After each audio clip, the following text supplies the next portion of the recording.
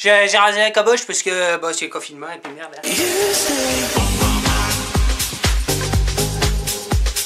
Salut les petits culs, j'espère que ça va bien, j'espère que je vous ai pas trop manqué.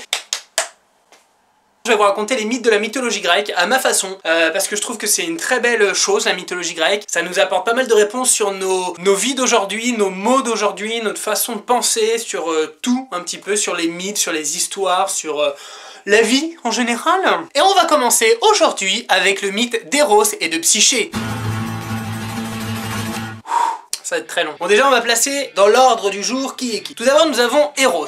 Eros c'est un petit bonhomme, la bite à l'air, qui est comme ça, voilà, qui est le dieu de l'amour et du désir. D'ailleurs le mot érotisme vient de Eros. T'as compris les bails. Eros c'est le fils de Arès et de Aphrodite. Aphrodite qui de base était amoureuse de Héphaïstos, enfin était amoureuse. Elle était mariée à Héphaïstos, mais dès le lendemain du mariage elle est allée dans le lit d'Arès, bim bam boum, Eros est né. Et à côté nous avons Psyché. Psyché qui est la fille d'un roi, qui est la plus belle de toutes.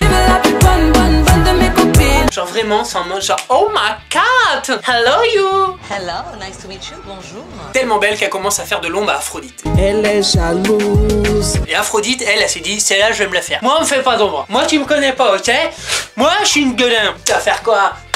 Avec ton habit de panthère là. Donc là Aphrodite elle est un peu colère. Tu vois, elle est un peu en mode. Tais-toi, petite pétasse. Du coup elle envoie son fils Eros. Eros, le dieu de l'amour, pour aller planter une flèche dans le cœur de Psyché pour qu'elle tombe follement amoureuse du mec le plus moche, le plus hideux. Un mec dégueulasse. Donc le petit Eros il y va, il s'habite à l'air, il est genre oulala, il y va, il arrive, et là qu'est-ce qu'il fait? Eh bonjour, vous n'avez pas vu une meuf? Par là. Il arrive devant Psyché, et là il se dit genre waouh, magnifique la meuf. Et en s'avançant vers elle, qu'est-ce qu'il fait le gamin? Il tombe, il se pique avec sa flèche. Drame! Du coup le petit Eros tombe amoureux de Psyché, et ça c'était pas prévu. Du coup il se barre, sans le dire à sa mère évidemment. Psyché de son côté, elle, donc comme je vous disais, était la plus belle de toutes les... voilà. Sauf que c'était la seule qui était pas mariée, comparée à ses sœurs qui avaient toutes épousé un prince.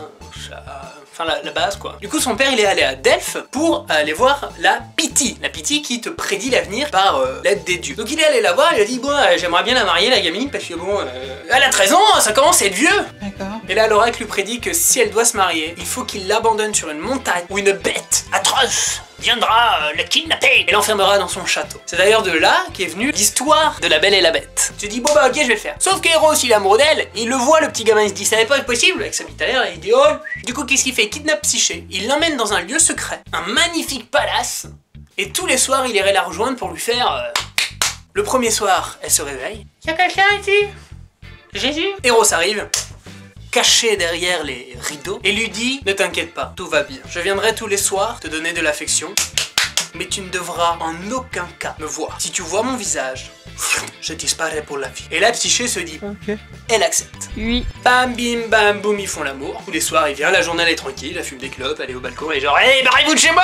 Et moi elle est tellement triste de pas voir sa famille parce que bon ses parents lui manquent, ses sœurs aussi. Elle demande au mec s'il te plaît donne-moi une faveur, je veux retrouver ma famille. Du coup elle redescend voir sa famille, elle leur dit genre oh mon dieu mais c'est tellement beau, je me fais prendre tous les soirs en levrette, papa tu connais la levrette? Et là ses sœurs sont hyper jalouses. Du coup ces deux sœurs se disent et elle commence à lui monter un peu la tête en lui disant que ça se trouve c'est une bête effroyable, un vieillard sans yeux. Elle retourne dans le lieu, elle fait l'amour, normal. Et à un moment dans sa tête ça se trotte. Peut-être qu'il est hideux. Et après avoir fait l'amour, Eros s'endort. J'étais bien là ou pas? C'était bon? T'as aimé? Bon.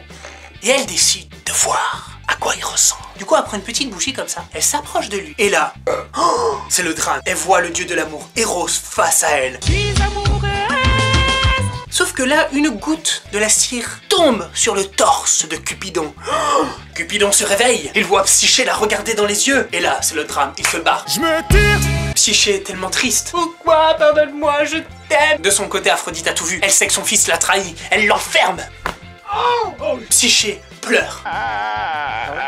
Elle est tellement triste qu'elle se jette dans le fleuve pour mourir. Mais le dieu des fleuves la relève, ému par son amour, et la pose ici. C'est pas maintenant que tu vas mourir, tu vas pas échaler dans mon fleuve, dis donc. Oui monsieur. Elle erre.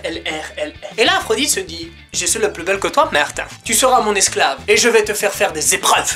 Du coup elle envoie faire plein d'épreuves, elle lui envoie chercher une goutte du Styx, le fleuve des enfers. Elle commence à monter les montagnes, parsemées de bêtes. Et là Zeus, tellement ému par cette dame, s'envole, tel un aigle, chercher le Styx, lui ramène. Psyché le ramène à Aphrodite, elle a réussi. Aphrodite, tu sais pas fini, gamine. Elle lui envoie faire d'autres trucs, dont une épreuve, apporter un petit coffre en or à Perséphone. Perséphone, la la meuf d'Hadès. Sauf que personne, aucun mortel ne doit aller en enfer, personne ne peut rentrer, il y a Charon, il y a le Cerbère, enfin c'est le gros bordel quoi. Sauf qu'une déesse, je crois que c'est Athéna, putain j'aurais dû vérifier hein, merde, c'est pas mon taf en même temps hein. Bon, une déesse vient lui dire comment faire. Du coup elle lui dit tu devras donner un gâteau à Cerbère, qui est beau. Pour qu'il s'endorme, tu donneras de l'argent à Charon pour venir et repartir, et tu pourras enfin rentrer en enfer. Du coup, elle fait tout ça, elle est contente, elle fait bonjour, je vais m'en laisser passer, voilà. Oh le mimi, je vais manger un gâteau. Oula, 3 têtes, c'est bizarre ça. J'ai bu moi, non? Bon, elle rentre et tout, elle va voir Hadès, elle va voir Perséphone, et elle fait tiens, voici ce coffre. Et dedans c'est marqué, parce qu'elle ne doit pas l'ouvrir. Psyché interdit de l'ouvrir. Perséphone voit et c'est marqué dedans, tu es tellement belle, Perséphone, donne-moi un souffle de ton amour. Et là, Perséphone est tellement flattée qu'elle souffle dedans.